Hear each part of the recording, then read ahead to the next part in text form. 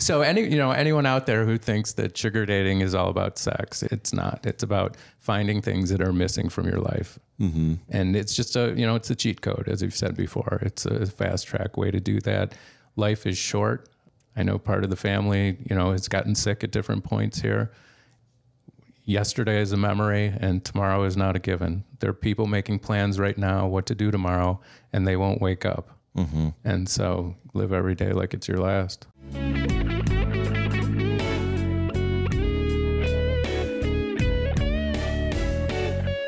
Welcome to Secrets of a Sugar Daddy. Here's your host, Marcus. Welcome to another episode of Secrets of a Sugar Daddy, the #1 sugar dating podcast in Sweden and the rest of the world, where we pull back the curtains on the good and the bad. And Desiree, the shocking. You're right. The shocking stories of sugar dating. So Desiree is filling in today for Lily. How are you? I'm doing good. Now, we saw you last night.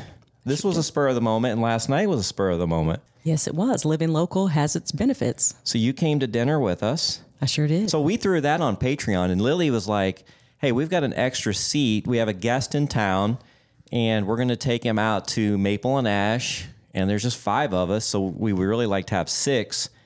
So do you know anyone that we could invite to fill the extra chair? And I said, you know what? Let's throw it on Patreon to give our members a perk. And you jumped on that thing so fast. The timing was perfect. I just was logging on for my vacation and catching up on everything and saw that and was like, oh, that's a no-brainer. Let's do it. Let's go. And you looked fabulous last night. How was dinner? It was great. I think I'm still full. And you got to experience the coconut cream pie. Oh, yeah. It was everything and more. Yeah.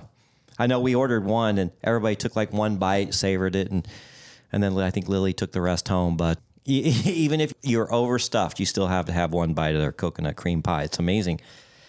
Before we get to our guest, I want to hear a little bit about your vacation. I saw some photos. Oh, yeah. It was really nice. Where'd you go? Santorini in Greece. Wow. Oh, yeah. It was really nice. About a 7-day little stint out there with some friends and SD sponsored, of course. Nice. But it was great. Everything that they say it is, or as you say, it was as advertised. Mm-hmm. So I threw a few photos there on the Patreon and, just tried to kind of be in the moment and have fun. And we were out on a yacht and had nice little private villa with our own private pools. And look at you. It was great. You ever think this lifestyle was going to be offered to you? No. Oh, not a chance. Isn't that amazing? So tell us a little bit about your experience on Patreon. You've become quite the popular guest on there. Yeah. And I just upgraded recently to the advanced membership. Mm-hmm. I think it's like the $25 a month. Thank you very much. We do need the support. I know. This party coming up is very expensive. Oh yeah, yeah. But yeah, the Patreon's been really, really interesting. I've noticed the membership's been increasing, and the activity has also been increasing on there, and so a lot of people are really starting to get excited about it. And now we even have a kind of a sidebar WhatsApp girls group that has kind of materialized from the Patreon. That's just some of the ladies in the group talking about women related things and sugar baby things and some more personal kind of private matters that I think some of the ladies may not be comfortable with on the Patreon, but now on the side group, now that's starting to kind of get going too. So the Patreon is well worth it. Oh, yeah, definitely. And I've actually been able to make some local connections, too. Since I'm still fairly new to the area, that's also kind of helped me unexpectedly on a personal level outside of just the sugar world. So the Patreon's paid off for me in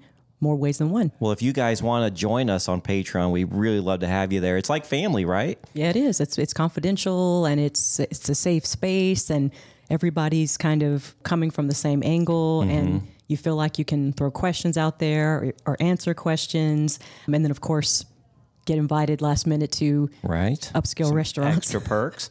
Well, we have a link to it at the bottom of this episode, or it's on our website, but it's patreon.com/secrets of a sugar daddy podcast. Now, there is a lot of members on Patreon who are coming to the party, and they specifically want to meet you. Isn't that cool? Yeah, that's kind of surreal, but that's great. I look forward to meeting all of them too. Yeah. So we do have a few spots left for the party. I would say I'm about 80% full. We do have a few spots, and if you're a sugar daddy and you want to sponsor it, I've got 4 sugar daddy spots left, and I think I've got about 8 sugar baby packages still available. So it's not too late. Get your applications in. Go to our website, secretsofasugardaddy.com. Click on contest. It's like a little survey form, some pictures, and a video of why you want to come party with the crew of Secrets of a Sugar Daddy. Now, I'm pulling up on my phone right now some of the locations that our guests are coming from. This is pretty cool. So we've got people, let me see here, Austin, Texas, New Jersey, Utah, Chicago, Montreal, Canada, Melbourne, Australia. Of course, quite a few from Phoenix. We got somebody coming from Virginia, San Francisco, Oklahoma City, Fort Worth, another from Chicago, Las Vegas, St. Louis, Missouri, Sandy, Oregon, Raleigh, North Carolina. Let's see, Nashville, San Diego. I mean, it's just, the list goes on. It's going to be quite an interesting mix. Well, looks like it's going to be another Chicago takeover at the last party. Well, there are a few people from Chicago, which leads me into our next guest. We had a gentleman fly in specifically to do the podcast, so that's pretty exciting for us because it's always better in person. And we were fortunate to have dinner with him last night. Very, very fascinating. This guy has found the fountain of youth, and we're going to get into that and so much more. So welcome, John from Chicago. Hello, John from Chicago and New York. And New York. Happy to be here. And just to be clear, the fountain of youth is exhausting sometimes. Well, you had just got here. You were in a conference. Biohacking conference in Dallas. And biohacking is generally how to live as healthy as possible for as long as possible. And the founder of the conference actually thinks he can live to be 180 years old. Really? And live healthy. Oh. How did you get into biohacking? You know, it's probably the middle of my 30-year story, a point in life where it was either continue down unhealthy habits and a path that was going to lead me to my grave or figure out a different path. And that started with yoga and meditation. We opened a meditation studio in Chicago. And once you start hanging out with people who are healthy, and I know you've had your weight journey. I've lost 50 pounds in the last 5 years. Wow. And starting to just be aware and pay attention of your surroundings, what you eat, what you do with your body. Today, you can go and get stem cells injected in your body, and that will regrow tissue inside your body. And better or for worse, none of it's covered by health insurance, and all of it's out of pocket and very expensive.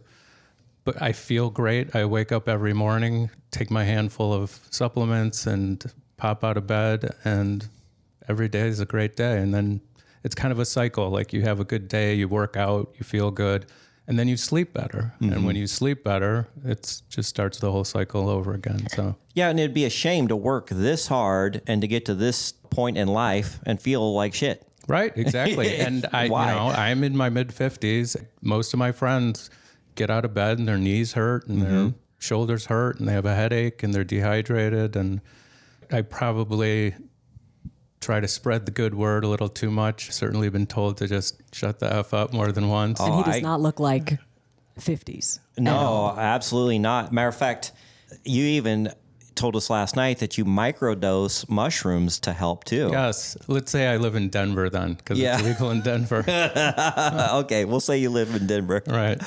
Yeah, no, it's all part of your blood's biochemistry and how your hormones are both produced in your body. 80% of your serotonin is produced inside your stomach. Nobody thinks of that. So, for example, not taking antibiotics, unless it's an absolute emergency, is one of the healthiest things you can do. And back when I was a kid, you had an ear infection every week and you had antibiotics every week, and it just wipes out all of the good It wipes out all of the bacteria, virus, and fungus that live in your stomach, but that includes the 90% of it that's the good stuff that keeps your body going. So that's it's, good to know, it's an 'cause ancient wisdom in your stomach, of all places. Now, I work out every single day. I'm at the gym for an hour every morning, and sometimes I do a second session. You were telling me about, what was it, the founder or Yeah, something? so I'll give him a plug. Yeah. Dave Asprey is the founder of the biohacking movement. If you've ever heard of Bulletproof Coffee, he was the person who started Bulletproof Coffee. He was out in the Andes Mountains or Peru somewhere and found something called yak coffee, which was made with yak butter. But the concept was the same, adding healthy fats to your coffee. So Bulletproof Coffee has MCT oil, which is medium chain triglycerides, basically a concentrated version of coconut oil, and grass-fed butter. And from a practical perspective, even if you're not a biohacker, you drink the Bulletproof Coffee and the fat absorbs the caffeine. It takes your body longer to digest fat than it does carbs. So instead of getting like a quick hit of caffeine, your body actually burns the caffeine cleaner over a longer period of time, and then you don't get a crash at mid-afternoon. But yeah, Dave has bought and sold tech companies, made $500 million, and I think he points out he spent at least $3 million just on studying all this stuff on his own. And then tell us about his workout routine. So he claims that he works out 20 minutes a week. He's ripped. He's almost 50 years old. He's got the abs of an NFL player or a MMA fighter. But he does have a couple hacks that he uses. If you look up the wasabi method, that's something new that includes electrodes, stimulation to different parts of your I am muscles. definitely going to have to look this up because this working out every day shit's wearing me out. No, exactly. I usually get up at 5 a.m. for a 6 a.m. yoga class. Right. I would love to skip that once or twice a week. Yeah. Well, very cool. So I guess you've been listening to the show and you contacted us. Been listening since day one. Really? I take that back. In Chicago, I have a friend named Molly who comes to yoga classes with me. And Molly and I were supposed to get together for a class. And she said, last minute, I'm going to this party down in Scottsdale, Arizona. Yeah, she came to our party. And she sent me a link to the website. I did go back and start listening at episode 1 because I didn't want to miss anything. Yeah, you started from the beginning. My journey is probably, I was thinking 30 years, maybe over 40 years of sugar dating, BDSM, kink in general, all the different alternative relationships. And it's nice to hear people talk about it. It's nice to hear it normalized. It's nice to meet other people who you can talk to in a comfortable, safe space. So yeah, and you met Short King. I haven't met Short King, but did? we text back and forth several times a week. I posted on the Patreon group. I had tickets to the Lovers and Friends concert in Las Vegas about a month ago, and ended up I couldn't go for a lot of reasons. So posted on the Patreon group, does anybody want these 2 tickets? We talked back and forth. I UPS'd, overnighted the tickets to him, and then the concert got canceled. So. But that was a really cool perk. You couldn't make it. You threw these tickets and to our Patreon group. So there's even another reason to join, because it's not just all about all the perks I already mentioned about, hearing all the episodes first, seeing behind the scenes photos and videos and all this good stuff. But our members are really stepping up too. And, when they travel, they're making new contacts. I truly believe the meaning of life, the most important thing in our lives, are the people who we choose to spend time with. And that whether that's one-on-one in a sugar relationship or with a group of people, we all just have a special interest that mainstream doesn't know about for the most part. And I know I've talked about this so many times, but, I had no idea inviting all these sugar babies to the very first concert that we hosted was for the Dua Lipa concert. And I just wanted to see what would happen. And I was so surprised how they all became instant family. And I'm like, wait a minute here. This is an interesting little experiment that's gone well. Right. And then it turned into, like you said, a monster now. Well, yeah. So now it's turned into something that's demanding a lot of my time, but I don't mind, because if we're making a difference in life to somebody, it's worth it, right? Right. Absolutely. It's a $60,000 difference to me. That's right.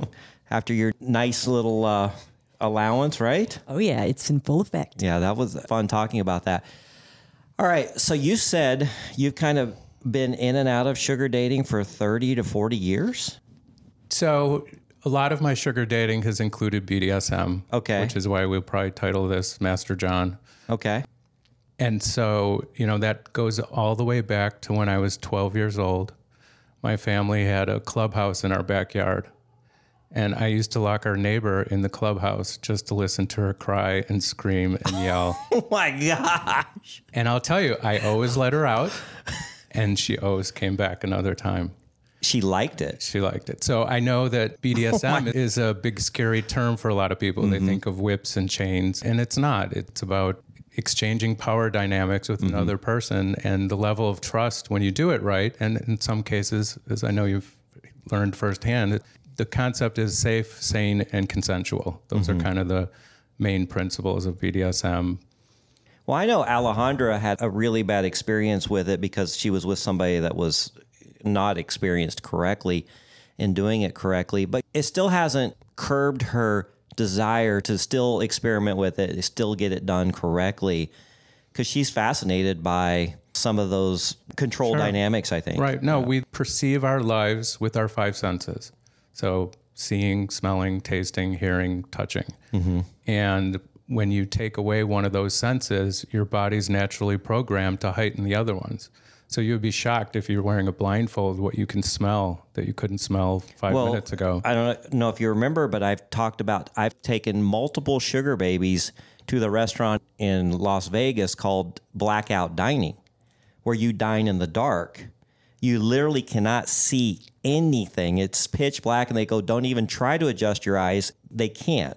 And again, your other senses heighten, your smell, and then you start hearing everything going on in the restaurant. Right. It's very interesting. Yeah. And then your sense of your taste, it just heightens that even. And so it's a very popular concept. It's right behind the Rio. If you guys are in Vegas and want to try something very unique and something that will heighten your senses to a level that you've never expected. So you're comparing BDSM to doing that also. And that's what BDSM is. It's sensory play at its most basic level. And at its most extreme level, things like spanking and whipping and piercing is pain, and it's a sense of touch. There's something called subspace, where you kind of are in a little bit of a haze. So there's different ways to get to that point. But I did the conventional route right out of college, got married when I was 24, which is pre-internet, 1996, and didn't know that all these thoughts that I had in my head, that there were other people, just like sugar dating. So I had a pretty traditional, conventional first marriage. But then I met a woman on a sugar-type dating website back in 2004, and she lived in northern Indiana. I lived in Chicago at the time, and she worked at a steel mill. She was an accountant at a steel mill, couldn't afford to come to Chicago. So I would pay for her to come to Chicago. Eventually ended up paying off her debt, ended up moving her to Chicago, giving her an apartment. For her first official birthday, I bought her, what will we call these? Can we say boobs? Oh, yeah. Call them boobs. And then I asked her, what do you want to do? So in BDSM, there's kind of a subgroup called 1950s housewife. Oh, okay. So a group of women who just want to take care of the home, cook, clean, maybe there's some kids involved, wear the, 1950s apron, have a martini, go to the club and play tennis and then drink a martini in the afternoon. So that's what she did for a couple of years, got bored. I said, what do you want to do with the rest of your life? And she had it down to either nursing or massage therapy. So she chose massage therapy, seemed to be a quicker path, and became a massage therapist. She's very bisexual. So at the time, we started to meet with other, I wish we had a better term for sugar dating. I wish we had a better term for swinging. But we ended up having a great close group of friends that were swingers. We used to host parties at our house. And that evolved into kind of 8 couples who were all best friends. So now the term is polyamory or ethical non-monogamy. And that's what we had 20 years ago. Wow. Desiree, have you ever participated in anything like that? No, I sure haven't. I haven't either. No, or not yet?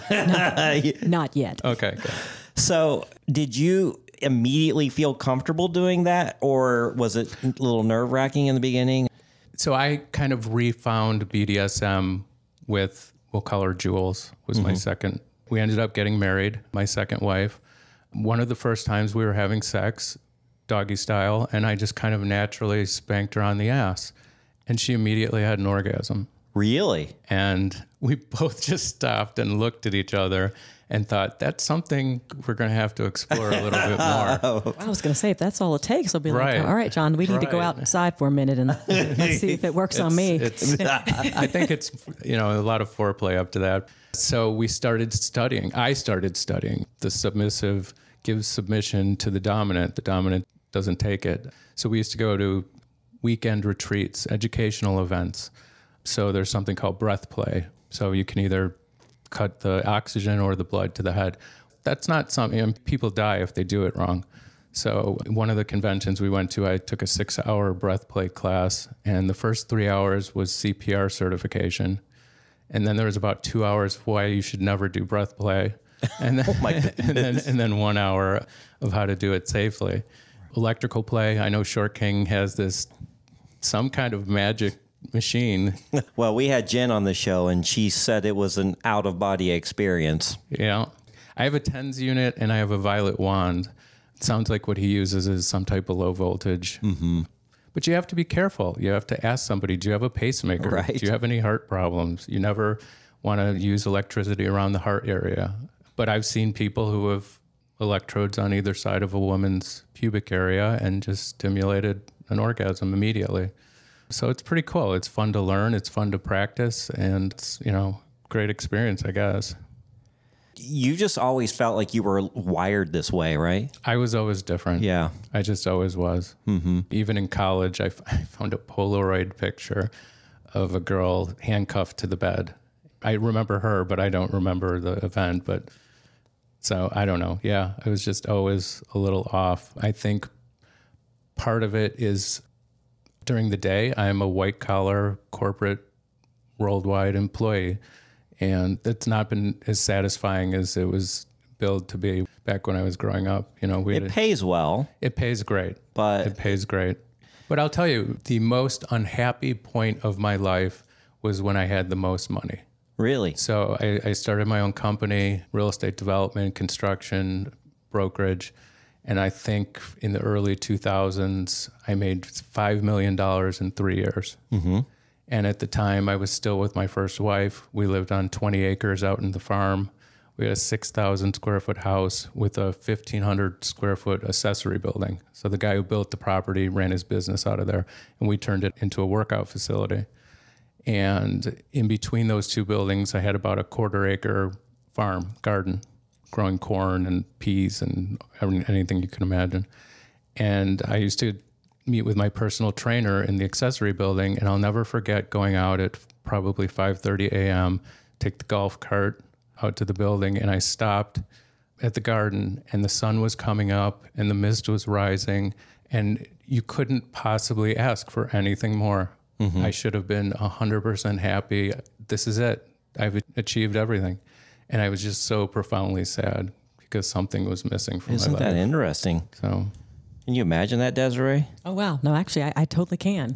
I've heard that before, and I've kind of experienced it myself. So you think that there's certain things that are the formula, and then you have them all, and then you're still feeling like, okay, I'm still feeling empty. I still feel like there's something missing, something more. But at least you were able to acknowledge Right. that, and then I Right. assume take some sort of action that we'll be hearing about. And certainly having money is better than not having money, because then 2008 happened, Right. and I lost millions of dollars. I lost everything, and that was about the point where I got divorced from my first wife. And, I still have properties that I got caught with my pants down on in 2008. Yeah. I still have them to this day. Yes. So I can't say I was any happier when I lost everything, but certainly it was a great learning experience.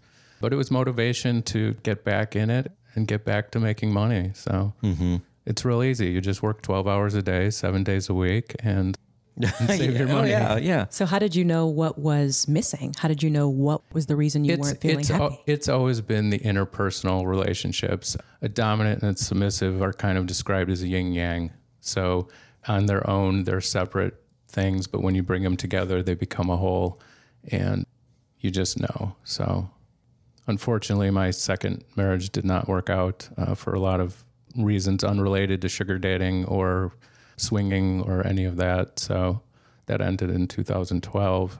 You know, all the experiences you've talked to other guests about, I've had those experiences. Met a woman in 2000, I wrote some notes down. 2006, woman from Arizona was going to come up to Chicago for a week. I sent her $3,000 and I never heard from her again. Was that on Seeking? That was actually probably an escort website, which I figured at the time was actually more legitimate. So, And what year was that? 2006. Oh, okay. So Yeah. that was a while back. But quickly followed, met a girl from London who I was probably 40-ish at the time, and she was 21. And she just wanted to come to the United States for a couple of weeks. So I flew her in. She stayed with me in Chicago. At first, I tried to be a gentleman. Like, I put her in the master bedroom and I told her I'd sleep on the couch. And about midnight, she came and crawled into the couch with me, and she's like, "What are you doing?" Aw. And so that was a lot of fun. That's when I learned about squirting. I didn't know. Oh, yes. I'd here we never go. seen anybody squirt in person. And she was 21? Yeah. Wow. Yeah. I think Europeans generally just have a whole different outlook, a different upbringing, a different culture around sex. Had you seen her before you flew her over? No. She was on whatever, either sugardaddy.com, one of the predecessor firms to what Seeking is now. Yeah. So you'd just seen pictures? Yes. Yes. You take a risk. Oh, You I take a know. risk. You talked on the phone, though, right? We talked on the phone once, and I asked her to fax me a copy of her driver's license so that I could have it to buy the airplane There you ticket. go. So, Yeah. That sounds like the risk paid off there. Absolutely. It was the greatest 2 weeks. We had so much fun. I've tried to find her for many years, and I haven't been able You've to lost find her again. contact with her? Lost contact with her, yeah. It's too bad. So then probably other than my second marriage, my second most successful relationship was in New York. I went to work for a tech company in 2021 and went on Seeking, met a girl. So I was 50 and she was 22. But the conversation immediately turned to BDSM, and we met. She practiced yoga, so we'd go to yoga every day. In New York, I have two groups, one in Chicago. My home dungeon is called Galleria Domain. And in New York, it's Master Joshua and the Kink Collective. And we'd go to weekend retreats and learn about all the different things you can do with each other. And we had a great relationship. You know, I know the age difference to most people seems insurmountable. Like, what would you possibly have in common with a 22-year-old girl?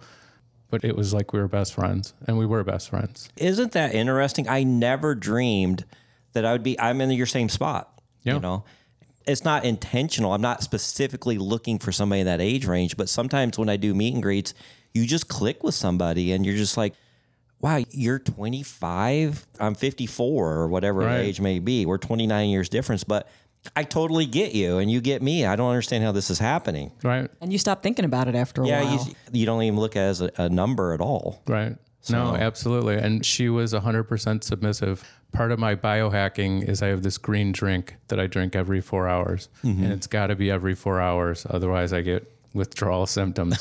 What is it? No, I'm like, It's green tea, spirulina, chlorella, and something called kratom. Okay, And kratom, I think, is the addictive part. But Yeah, I've heard of that. so my life includes making a pot of green tea every night and then having 6 glass bottles and pouring the tea into the bottles and pouring all the different mixtures in. And bottle number 4 has ginseng in it because that's what I have at 2:00 every day.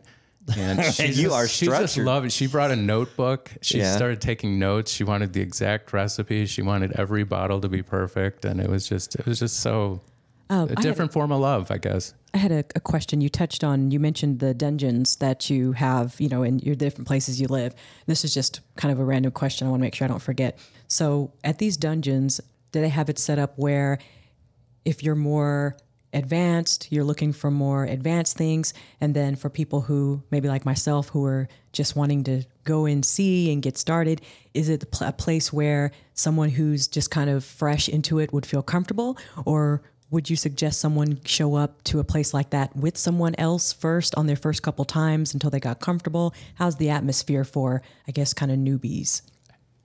Newbies are the lifeblood of the clubs. My club in Chicago and New York are both private membership clubs. So on Thursday, Friday, and Saturday night from 8 p.m. to 2 a.m., there's no alcohol or drugs allowed.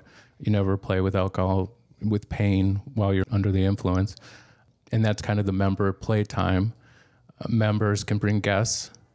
And then they also have educational. They have once a month, we have, what would you call it? Not newbie night, but just like an open house. Walk around, take a look around. But when you're in the club, there's actually several set of rules because it's a huge place with different big implements like St. Andrew's Cross or benches. And when people are playing, there's a safe distance that you can watch at any time. Actually, the first time I was at Galleria Domain was 2004, and I walked in very first time, and there was a woman standing in the middle of the room, and she had a rope around her neck, and the rope went up about 10 feet in the air over a wood beam and back down, and she was standing with the rope tied around her right leg, and her right leg was out at a 90-degree angle. So as her leg got tired and kind of started falling down a little bit, it would pull up on her neck. And I typed 911 into my cell phone, and I was ready to press send because I didn't understand. After about 10 minutes, she lifted her foot up, took the rope off, and then I saw two people come out, which are known as dungeon monitors, and they're there all the time to make sure people are playing safe and playing within the rules. So yeah, it's done in a very safe environment. Wow. I actually, the last time I was at Galleria Domain, I took an intro to Tantra class, which was during just a Saturday afternoon class. So some people golf and I go to dungeons. Yeah, I wish you could meet Amy, my first co-host. She was trained in New York with some dominatrix there. And she's actually the one that was going to facilitate me and Alejandra's BDSM session down at the dungeon here in Phoenix. But anyway, our schedules never really lined up, so we haven't done it yet. But yeah. Well, you guys, I'm just thinking, boy, you two could have quite the conversation. You start slow. You start with a blindfold and a feather. Right. Oh, okay. well, I've received an invitation from a new guy to go, and I haven't responded yet. So I was glad that this episode was about this topic because I can secretly get my questions answered too before I tell this guy yes or no. Go to a club to watch or to play? He wants me to go with him, but he said that it'd be just watching for me. Okay. Just to start. Yeah, absolutely. But I'm still like, okay, I just want to hear a little bit more. Right. And I generally don't play casually with anyone. I don't want to meet one time and spank you or whatever you want done. I also have paperwork. I have about a 2-page list of questions, which is basically a yes-no list. You can probably find it online anywhere. I ask, are you on any medications? Mm-hmm. Are you on blood thinners? You know, safe words. Safe words are absolutely mandatory, even if it's just yellow and red, not, you know, snuffleupagus or something like that. Right. Okay. So you really enjoy the BDSM world and the kink world. And then are you finding people on Seeking to enjoy that with you? I know you were looking for Elena in Chicago. Right. Yeah, we had dinner. She's amazing. She did a really cool episode. I don't remember exact number, but she talked about being a sub. Right. And that fits right into where you're. Right. Absolutely. Yeah. No, I think my sugar dating kind of tracks with where I'm at myself in life. And right now I'm working 12 hours a day. So I have the things that I do on a daily basis, and I try to find somebody to do those things with me. Here's a big shocking reveal. I haven't had sex in 18 months. Really? Year and a half, ever since I left New York. It just hasn't clicked. I haven't met the right person. I haven't had the right timing. And so my therapist says I'm intentionally celibate right now. It sounds like it's me because you certainly are attractive enough where I would think you would meet somebody and they would be very open to having, you know, an intimate relationship with you. Yeah. Yeah, I'm still working through it. So we talked last night at dinner about some of the different places where you can kind of bring it all together. A place like Hedonism in Jamaica or Desire in Mexico. I go to Desire twice a year. I was just there 2 weeks ago. But even at Desire, so this 5-star luxury, all-inclusive nudist resort, I meet with a local gym teacher for a yoga class every day. So there's all these things to do at the club there. And I'm still walking down the beach to go to yoga. So... that was a shocking reveal. I don't even know where to go from there. So anyone out there who thinks that sugar dating is all about sex, it's not. It's about finding things that are missing from your life. Mm-hmm. And it's just it's a cheat code, as you've said before. It's a fast track way to do that. Life is short. I know part of the family, has gotten sick at different points here. Yesterday is a memory and tomorrow is not a given. There are people making plans right now what to do tomorrow and they won't wake up. Mm-hmm. And so live every day like it's your last. Right. I think. Are you a spiritual person? Spiritual, yes. Absolutely. Mm-hmm. Raised 12 years as Catholic. So I definitely don't believe in any of that. Yeah. But as you study things like Tantra and yoga and energy fields, I have this, not going to be much for a podcast, but I have a quantum energy. Well, that's my chapstick. The quantum energy chapstick. Quantum energy. I'll pull it out. This protects from EMF, all the different frequencies that cause cancer. Is there oil in there? No, they're quantum beads. Beads. So basically what he's got is like a little, it's about the size of a large bullet. Right, and I was afraid That's exactly what it looked like. It looks almost like a casing for a bullet. I'm going to have to research what these balls are, but he's got some. He opened it up. There's some purple beads. Right. So are those metal? They are metal. I'm not sure what kind. Okay. They absorb the different radio frequencies. My mother was really into that stuff. She gave me something like to put on my cell phone. Yeah, I have this case, blocks EMF. Yeah. Dave Asprey talks about how he used to keep his phone in his pocket, and he went and had his bone density measured, and his bone density in his right leg was 15% less than in the other leg that did not have the cell phone in it. So now he just puts it on airplane mode. And he attributes that to the radio EMF. Activity there. Yeah. So I just pulled my cell phone out of my pocket. I have a question. So on Seeking, do you have your profile set up to where it's very oriented for BDSM, or you kind of still have a more general profile and then it kind of goes there if it goes there? Conversation. I think at the end of my profile, it says SSC, which is safe, sane, consensual. But that's kind of the only indication of BDSM. More into finding people with healthy yoga practices and lifestyles. And there's a couple nude beaches that I go to. One is Gunnison Beach outside. You can take a ferry from Manhattan. And then Hallover Beach is outside of Miami. So I think nudist is in my profile for sure. This is who I am, and if you want to be part of my life, let me know. Okay, because I see some profiles of some guys where they're making it very clear that that's what they're about, that's what they're looking for, and their profiles are extremely specific to that, to that sort of world. So I was just curious. and that's good if the men attract a woman who's really truly has that interest in mind. I would hate to think that someone would go and get spanked just because they had an arrangement if it didn't do anything for them. So there's the good, the bad, and the shocking. Mm-hmm. Well, I know I met a girl who, and actually she's part Ukrainian, who wanted me to choke her. And I'm like, are you sure? So yeah. And so I would choke her. She's like, harder. I'm like, it got to a point where I felt uncomfortable doing this. As you should. But I mean, the two main arteries, there's an artery here and heart here. Right. And so I just like to gently feel around for a pulse point. And it would take like 10 minutes to actually find a place depending on the person. See, I'm untrained at doing that. But then I told Amy about it, my previous co-host, and she's like, oh. And so she started giving me some lessons on how to choke a person properly because she had been trained at it. Sure, absolutely. Yeah. Or you could just put a garbage bag over her head. That would choke her real quick. I don't think that's what she was looking for. Look up vac beds for those at home. Yeah, so sometimes I'm almost asked to do things that I'm uncomfortable with, and I don't know where to go with that. But everybody kind of has their own little... Right. And just because this is so important and part of who I am doesn't mean that there isn't a place for fuzzy handcuffs and spanking and sex toys and things like that. Yeah. So Okay, so you don't turn your nose up at the no, not at all. kind of not stuff. at all. Yeah. Not at all. Alejandra's been kind of dabbling with finding another girl for herself.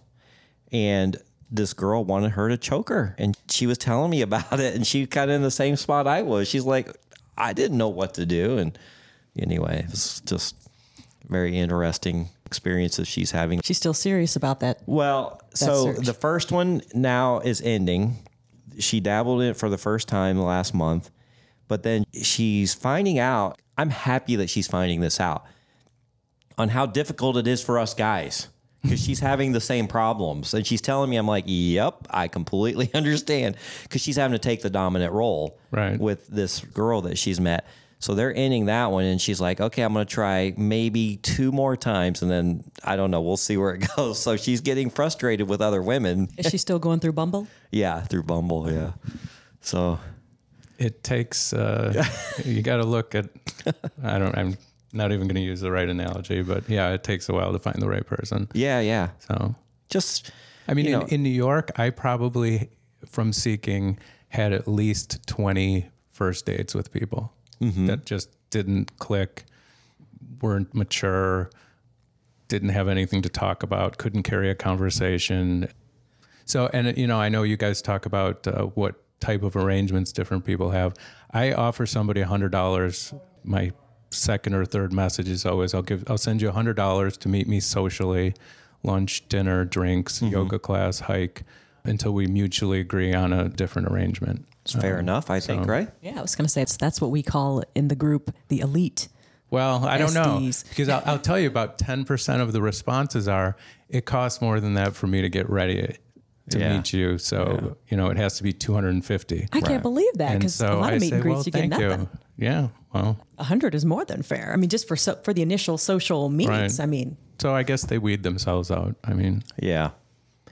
Well, I've had instances where they didn't request anything, and then I enjoyed the first meet and greet so much that I did give them much more, yeah, that's happened to me a couple because of I times. wanted to show them I was serious, and even the ones that I knew I was never going to see again, I went ahead and gave them 100, 150, $200 just for their time, if they were cordial and they were not like, you know, if they showed up, if they showed up, that's prerequisite. yeah.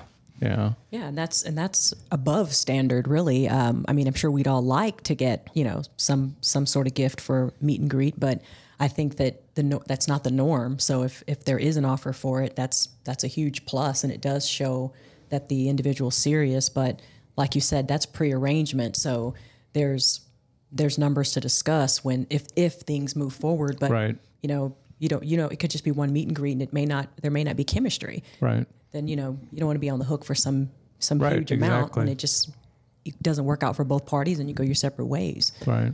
Well, one of the things I like to do when I'm vetting somebody in the initial texting and trying to get to the meet and greet, I know women don't like to bring it up because sometimes it's uncomfortable. So I'll go ahead and bring up the arrangement part. Like, hey, what does an ideal arrangement look like for you? Because everyone has their own uniques and needs. So I'm just trying to figure out what you are really wanting. And I've had a girl respond to me like, whoa, can't we just meet first? I'm like, well, yeah. Hey, I'll back off the arrangement talk. I was just trying to make it easier for you, but okay. I was just trying to get that uncomfortable part out of the way. Right. And it is uncomfortable. I hate it. I normally in the first date or second date conversation try to sneak in the question, how much is your monthly rent? Oh, there you go. Because that's an indication of their lifestyle and where they live. That's smart. And Yeah, I like that. And I don't ever want to be accused of doing anything more than having an arrangement with a woman. I'm not giving you pay per. I mean, certainly I've done pay per meet, but it just feels less icky. Yeah. So Well, I had an application submission come in, and her video said she was talking about the lifestyle. And one thing she said was she just really doesn't like the PPM talk. But for me, I don't really want to commit to an allowance for the first few days. And so it's just easier for me, and it's just cleaner to do a PPM. And it's the age-old thing is, well, it feels too transactional. But then, you know, we've gone over this ad nauseum, you know, allowance just if you don't really communicate well and set the expectations well, it can get fuzzy very quickly. Right. And then when people are used to something just guaranteed, their enthusiasm and their consistency starts waning very quickly. Absolutely. Well, and it can feel strange on the SB side too. Like for me, with my current arrangement, well, one of my current arrangements where I have the monthly allowance, there's some months we don't see each other at all, and it's because of him if we don't see each other. But I sometimes feel I still don't feel right about it. Sometimes I still get the full amount, and he doesn't care. He's fine with it, but I still feel like we didn't see each other that month at all, and it just kind of makes me feel a little bit odd. So listening to the podcast has changed my mind a little bit about kind of coming around to PPM, because in a way it does it eases both sides of the picture a little bit. So that way, if you see the person, you see them, but if not, you don't feel like I'm taking advantage, or now I'm getting this big allowance and not really lifting a finger. Right. And just to clarify, certainly for the last 18 months, pay-per-meet has meant coming to yoga, meeting for lunch, meeting for dinner, and that's it. So that sounds really nice. Yeah, it's a great way to get to know somebody. I'm still very, very shocked that you haven't pushed it further than that. Do you have regular arrangement? I mean, do you have people you're in regular arrangements with, or are they kind of new? Yeah, Molly. Okay, right. And that's about it for right now. So when my time in New York ended, my submissive there moved. She moved south, and I moved partially back to Chicago, and I was sad when that was over. So, I mean, you fall in love with people. If you can have an arrangement and not fall in love, good for you, but that's not for me. I can't think of a single arrangement that I had that I haven't truly cared for that person as a person, would just do almost anything for them. Right. Yeah. I'm just not going to set up an arrangement just for the sexual aspect only. Right. To me, that's a waste of time. Right. Yeah. There's different websites for that. Yeah. I mean, you can find that on Seeking. I was just in Vegas, and there's plenty of girls that are on Seeking who are looking for the wham bam, thank you ma'am, on to the next. You know, that's how they pay their rent every month, which I understand. A girl's got to do what a girl's got to do. Right. But and there's plenty of guys who go to Vegas and that's all they want. Right. So it fulfills a need. Right. I get messages all the time asking for, hey, I'm in Scottsdale for 2 nights. Can you meet me here and do that? Well, and so I'll tell you something interesting. So on my Seeking profile, or Seeking arrangements profile, when I set up the profile, I wasn't paying attention, clicked looking for men and women. Oh. So I get a lot of messages from sugar baby men. You haven't changed it? I don't know how to do it, and I find it fascinating. So it's stuck like that. And the whole, argument that everybody's bisexual, or at least bi-curious, has always been interesting.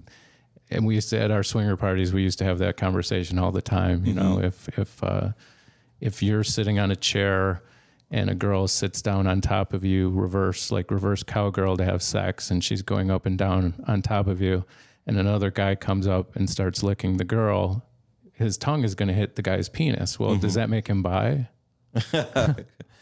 DVP, 2 penises inside a vagina. You can bleep that out.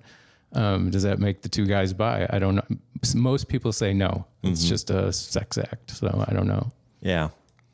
So anyway, you get guys that message you? Most of them are from overseas, and I have never opened up a message from a guy and said, "Oh my God, I got to meet that guy." Yeah. So, but he said sugar men. Yeah, exactly. And, now, what about I get a lot of messages, and there's quite a few transsexuals on there. Yeah. What's your thoughts on that? I've never met a trans person that I wanted to have sex with. I've seen in film and in movies, definitely people that seem interesting. I have no moral or any other reason that I wouldn't do it.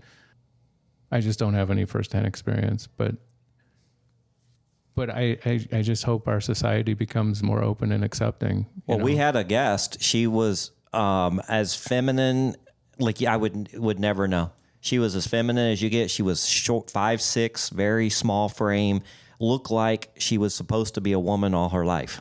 Right. But she was born with a penis. Right. And then, Podcast Fanboy had the experience over in Europe, and he showed us a picture of this girl, and we're like, this is one of the most gorgeous girls I've ever seen in my life. Right. And he goes, that's not a girl.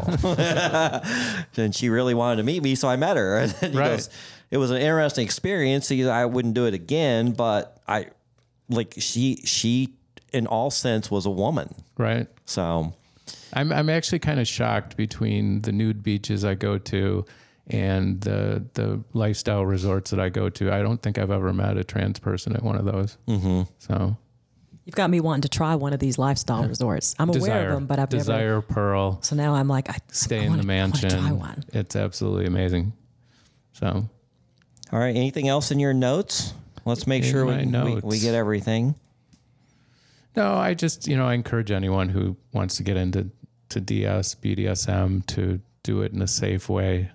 Jay Wiseman kind of wrote the Bible of BDSM. His book is called SM 101. And before you go to a BDSM club, you can go on a website called FetLife. Mm-hmm. And that's kind of like the Facebook for kink people. And there's all kinds, people still blog and post stories and pictures, and it's a great place to just kind of learn. Did you say FET or VET? FET, F-E-T. Yeah. FetLife.com. Yeah, it's a fetish lifestyle. Oh. Right. Yeah. My the reason I started this podcast was my ex sugar baby had a podcast, and anyway, she had invited me on hers, and then I kind of came up with the idea for this concept. But her dad, I got to get him on the show. He is a fascinating creature, I'll tell you. But he's got a couple sugar babies, but one of them is a trans that he found on FetLife. Okay. Yeah, that makes sense. Yeah, and it's a fascinating story. And if you looked, he's a very masculine dom. Matter of fact, him and Amy just hit it off because I was actually helping. We actually did a project. His mom was selling her house, and we went over there and helped him get it ready for sale. Actually, I bought it from him.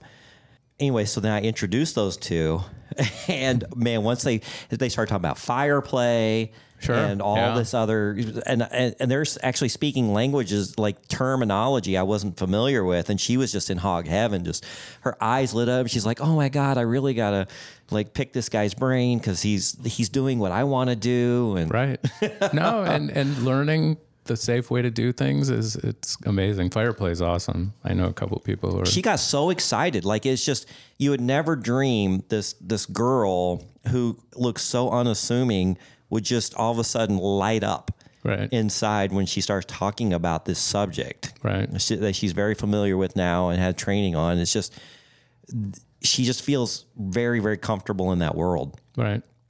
Yeah. Yeah. No, it's a fun place, a fun way to play. It's also, I've seen people get over real deep traumatic issues that they have. Mm-hmm. At one of the events I went to, I took a fear play class.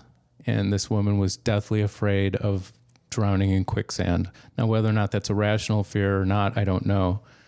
So the scene was her dom dug out a body length, about 3 feet under the ground, put her inside the hole with a snorkel, and she had one hand above the thing. And he filled up, and she was completely submerged, couldn't breathe. No, she could breathe through the snorkel, but he left her there for 10 minutes. And the safe word, because when you can't talk, you need nonverbal safe word, was she was going to tap twice. That meant let her out. And she tapped twice, and he didn't do anything. And then she tapped again, and then she just started tapping and tapping. And they had been together more than 10 years, so they knew which buttons they could press. And that got her over her fear. I think she has a bigger fear of her dom than being buried in quicksand. So Well, I felt my chest getting tight just listening to the story. it was intense to watch. There's another time I had 911 dialed into my cell phone.